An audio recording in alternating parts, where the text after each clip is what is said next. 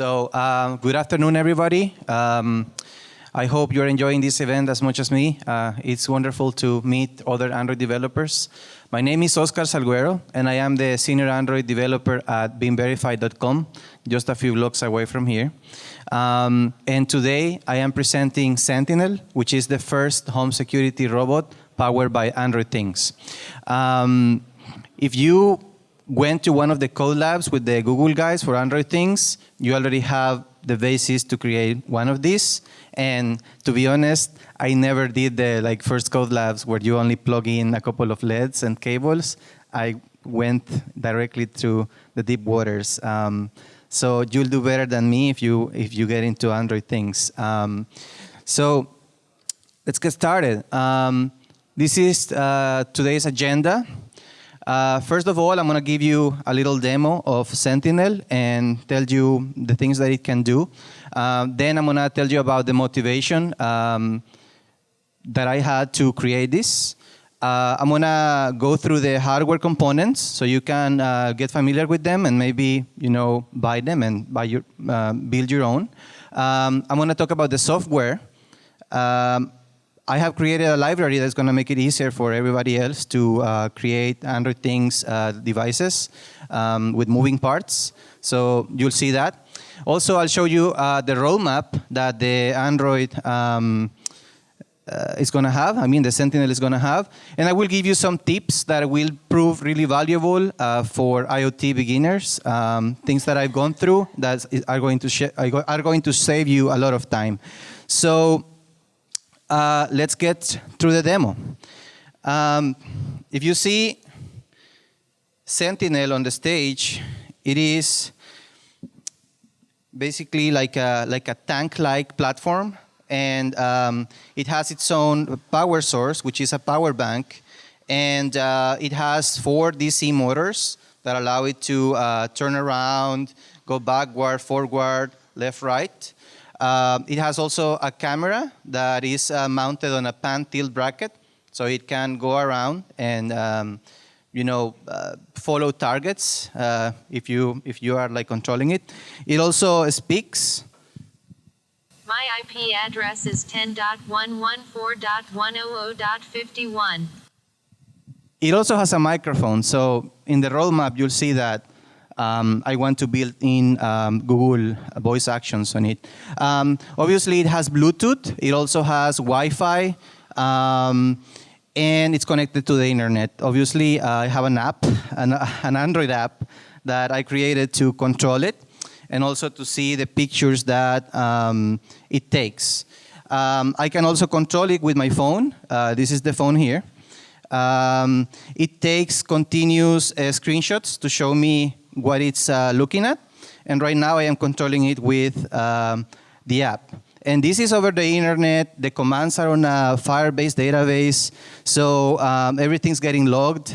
And right now it's taking pictures of the audience. And I will show you the picture in a couple of minutes. The demo also has a couple of videos. This is the first time that Sentinel worked.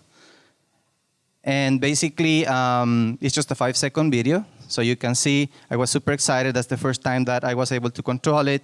It actually had a smaller power bank. The batteries were somewhere else.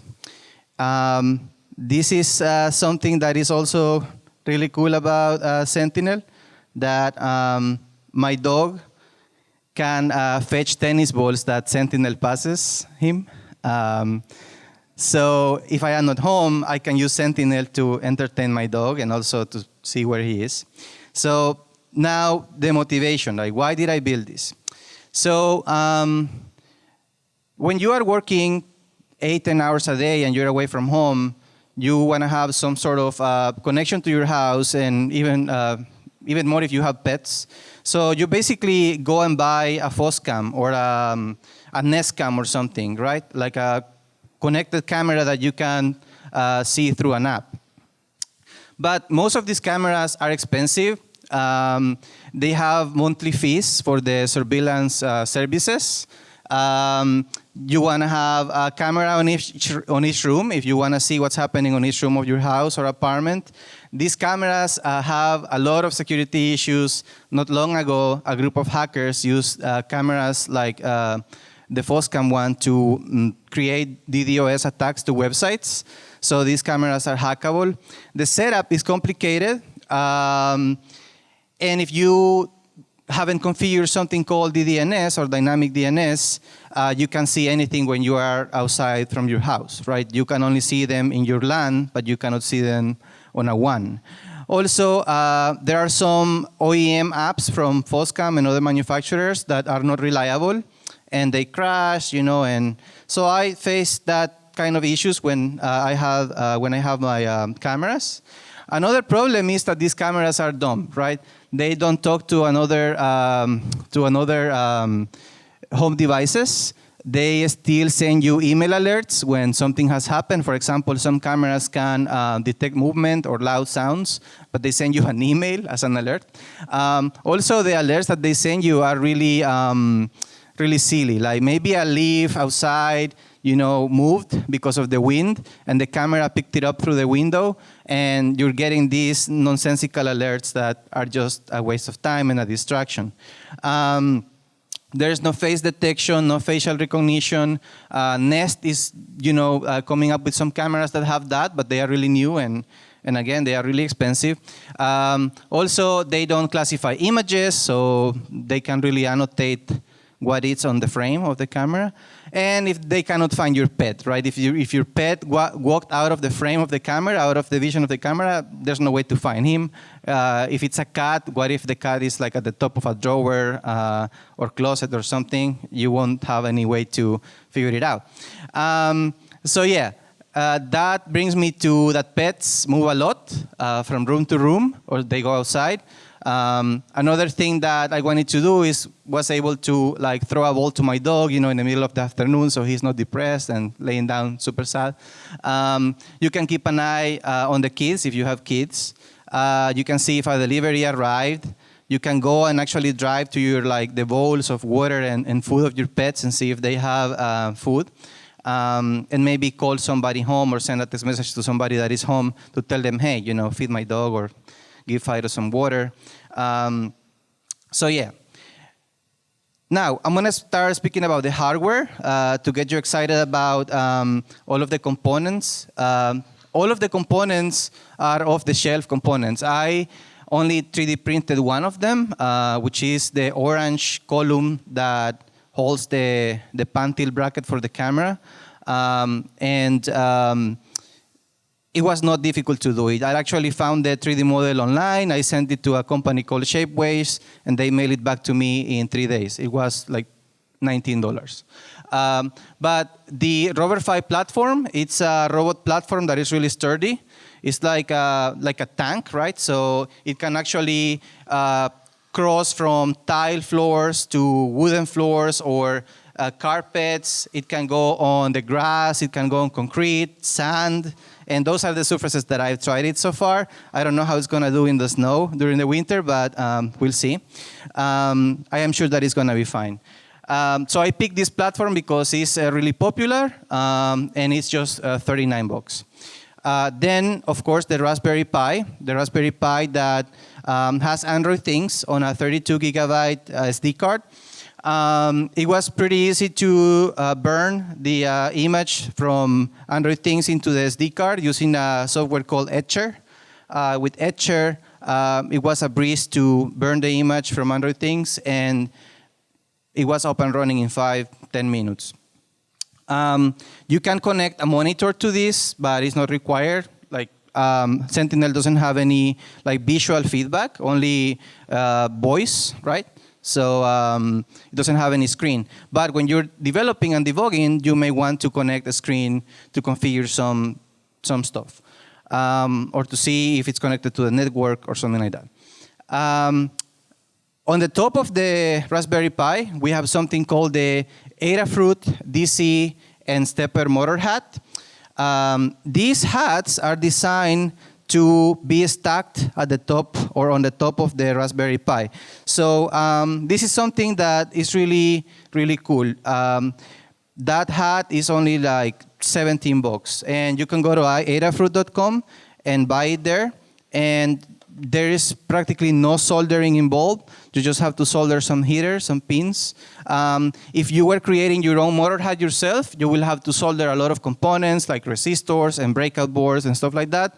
But you don't really want to do that if your project is mobile like this one, because the more moving parts you have and the more like soldered parts that you have, it's more likely that it's going to break, right? What if the dog bites it, right? If all of those things are just like really fragile, they could come apart really easily.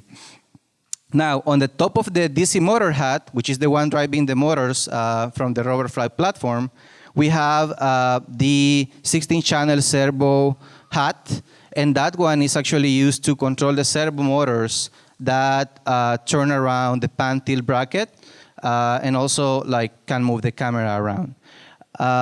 So these boards didn't have any drivers for Android things. So this guy, his name is Antonio Sugaldia. He created the one for the DC motor hat. I am also collaborating with that open source project on GitHub. It is called the Android Robocar project.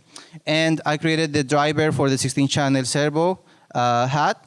And it's also available as a graded library that you can drop on your Android project and just use it right away.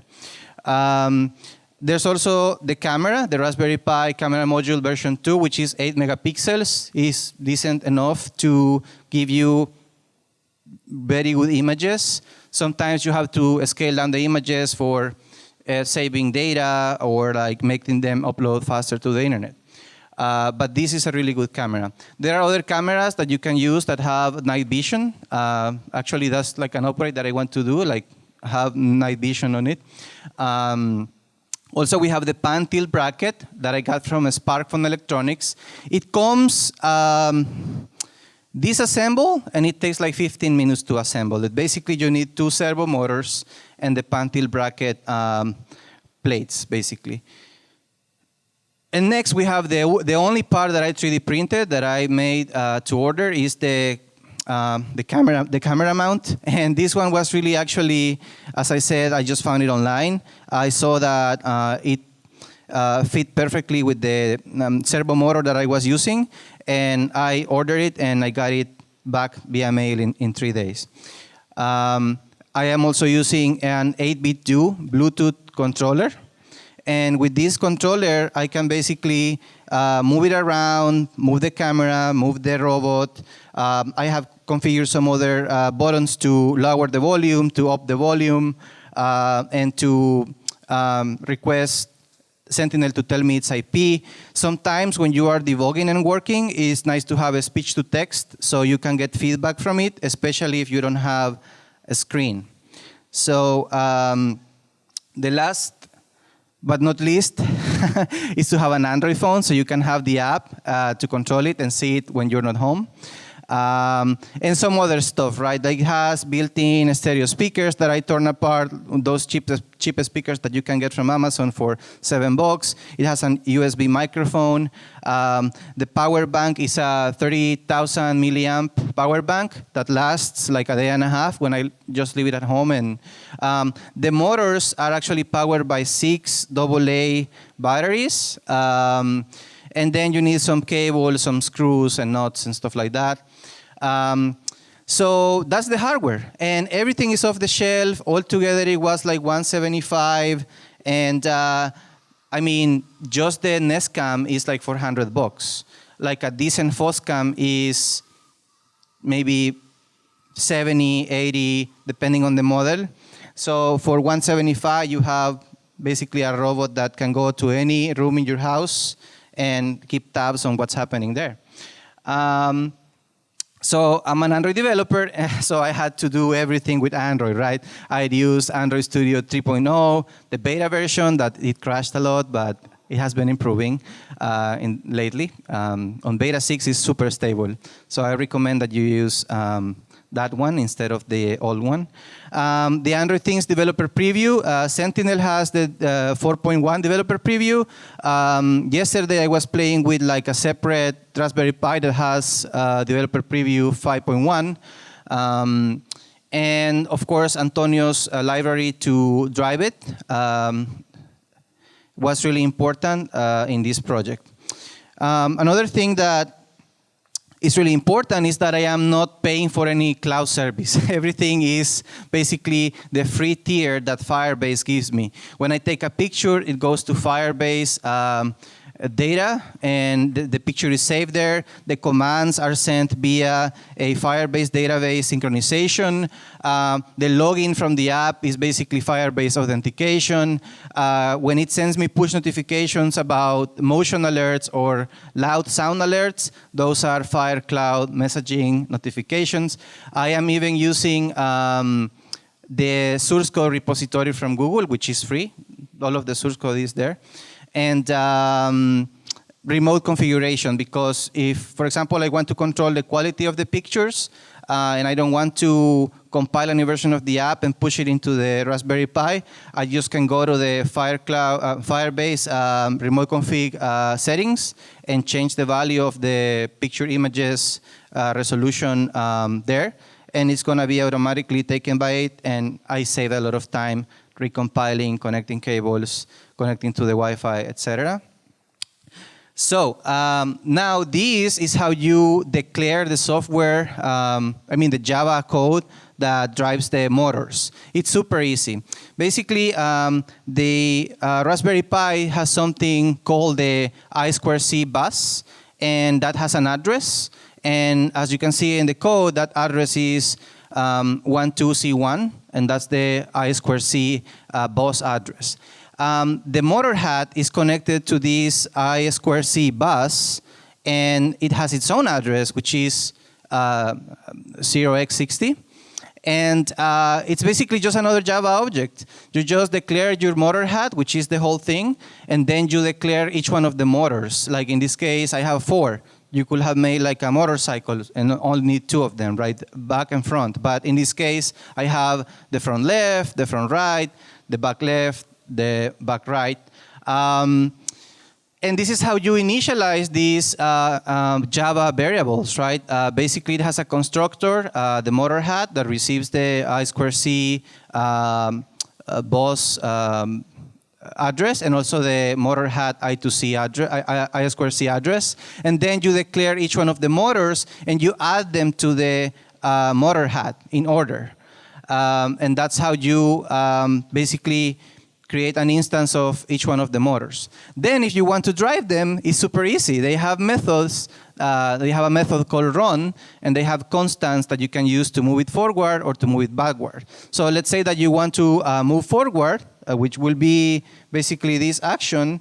You invoke that method that you have there, move forward, and it's going to move forward. The same thing for moving backward. The only thing is that you're going to probably use the constants for backward, and you want to turn to the sides, you need to move one of the motors forward and another one backward. And now let's speak about the 16-channel servo hat, which is the one moving the pan tilt bracket. So this one, I created a driver. I got inspired by Antonio's work on the DC motor hat. The difference is that this 16-channel motor hat, it's capable of driving 16 servos at the same time over I2C. So the procedure is basically the same. It has an address, an I2C address. In this case, is 0x41. These things are stacked on top of each other. So in theory, you could be stacking up to 32 of them and controlling 920 different servos with only one Raspberry Pi. So it's the potential of these things is completely like unlimited. You could have like a live display in Times Square controlled by Android Things with 900 servos moving stuff. So that's that will be a really cool project, expensive one too. And this is how you declare the servos. Basically, you declare the servo hat in the same way that you declare the motor hat. And for each one of the servos, you declare them. And I like to give it useful names. In this case, I have a tilt servo that goes up and down. And I have a pan servo that goes right to left or left to right. And this is how you initialize it. Again, you just pass the I2C boss address and the I2C address of the servo hat. Then each servo, and this depends on the kind of servo you're using, has different variables to configure it. The servos, they are moved through pulse width modulation, or PWM. And it means that you're going to need to generate a pulse of certain milliseconds to move it to a certain angle. And they have minimum angles, they have maximum angles, they have also a frequency and megahertz that you need to set. In this case, it was really easy because both of my servos are exactly the same, and I just needed the same variables to configure them. So this is how you configure it. You declare your servo, you add it to the hat. I want it to conform to Java standards, so the first one is 0, and the last one is 15. It can hold up to 16. Antonio's has like the motor hat starts in 1, right? If you notice that a couple of slides ago, this one starts at 1, but I decided to do it from 0 to be compatible with Java. And then you configure your servo, and you tell your servo what is the maximum range that it's going to have, what is the maximum angles, et cetera, et cetera. And then you add them to the hat in the order that they are supposed to be, right? 0, 1, 2, up to 15. And then moving them to like a certain position, it's as easy as invoking the rotate to angle method. And that's basically rotating the pan tilt bracket to the desired angle. These servos have 160 degrees of movement. And like if I want to put them in the middle, right, like this, it's sending 80-80. If I wanted to put them in a different angle, it will be 90 and 90. Usually the servo motors have 180 degrees, and that's why it says 90-90 there, because it's basically resetting it to the forward position. And this is the companion app. The companion app that I use to control it over the internet allows me to see my pet from anywhere. It also has a remote control. It has a live feed, which is kind of because Android Things Developer Preview 4.1 didn't have support for OpenGL or EGL, so I couldn't use like a WebRTC video SDK to broadcast the video. I had to use like a succession of images. But the good news is that with Android Things Developer Preview 5.1, it has EGL support, so it will be able to transmit live video really easily. I am already working on that. I was working on that yesterday, and it's probably done in a couple of days.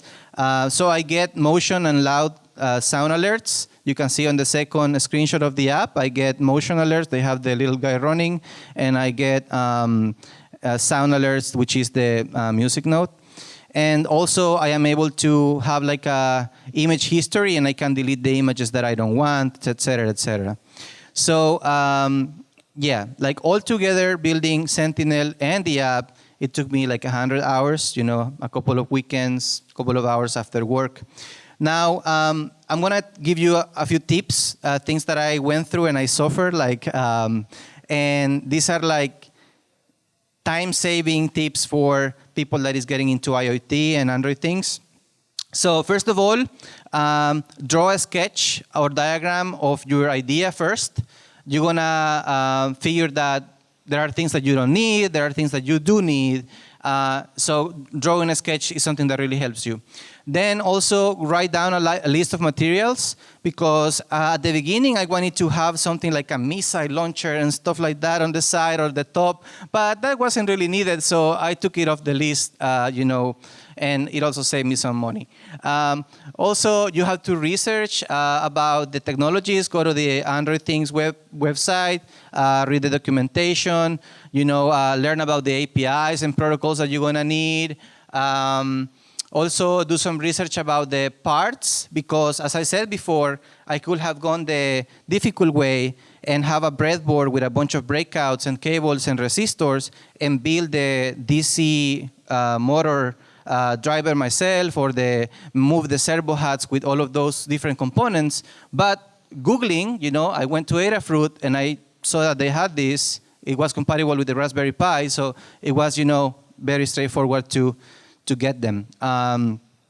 Etcher is the tool that you want to use to burn the images. The image of the Android Things operating system into the SD card.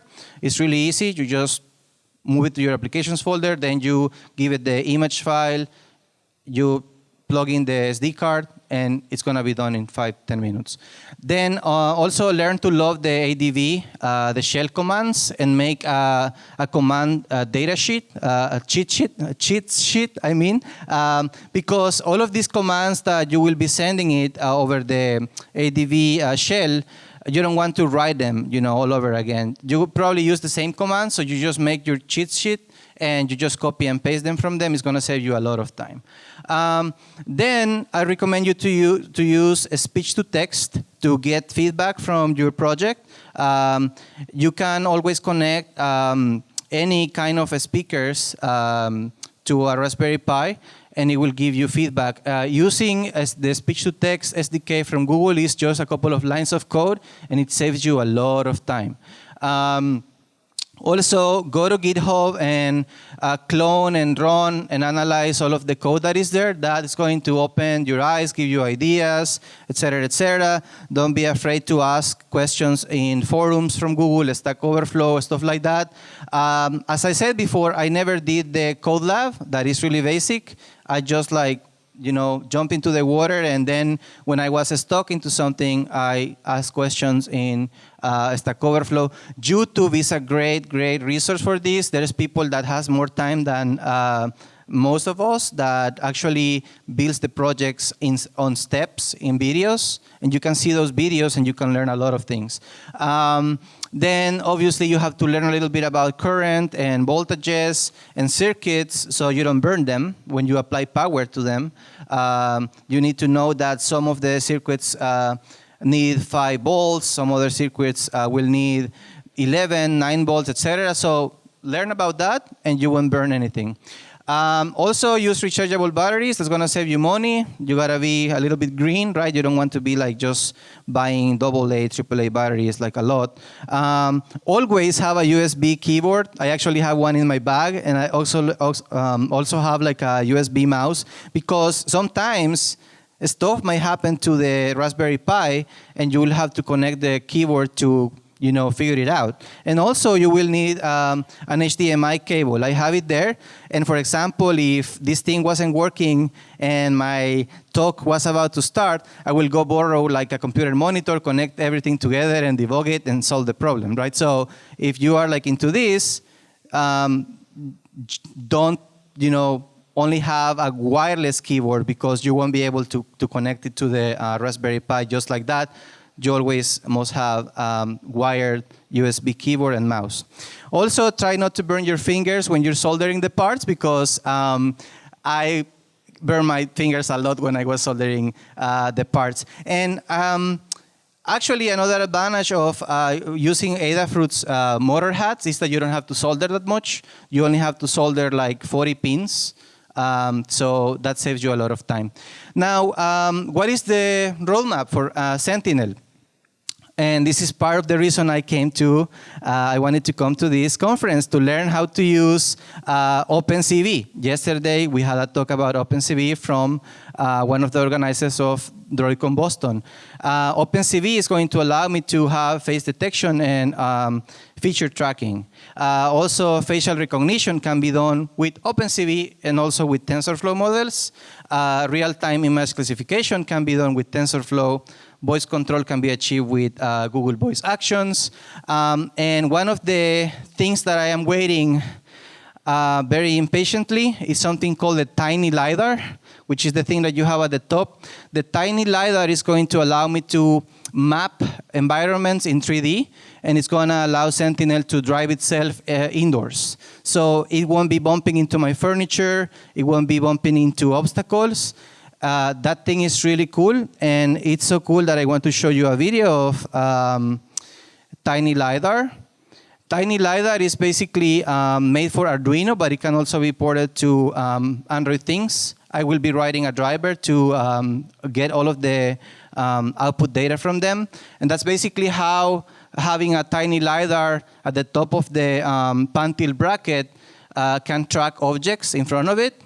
And this is a real project that came out of Indiegogo and that I contributed to, and I am expecting to receive a couple of tiny LiDARs next month. This is how it's going to drive itself. Basically, you have a tiny LiDAR mounted on a servo or a motor that is spinning.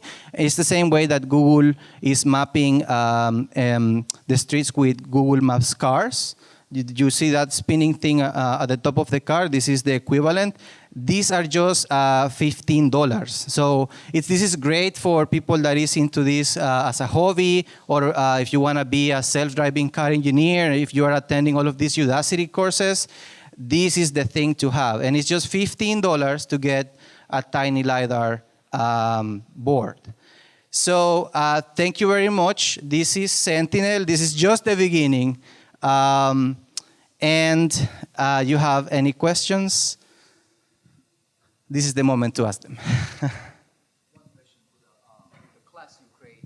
It's a Adafruit servo motor head, but there's an extensive library that you can use a different motor controller by chance? Like, if you want to build a big motor device, I mean, you have to use like 15 volt or 20 ampere motor controller. Yeah, so basically, this is all for Android things. So the board is called the 16-channel Adafruit board for Raspberry Pi. So you can only use the Raspberry Pi, so there's no way to connect other stuff, for example, like an NXP board. It's just for the Raspberry Pi. But the good thing about Android things is that you can write drivers for a bunch of different boards. So it's not difficult to do it. You just have to control the input-output, values and make it a Java library to make it easier. Yep. Any other question? Well, thank you very much for attending my talk, and I hope you keep enjoying droidCon New York.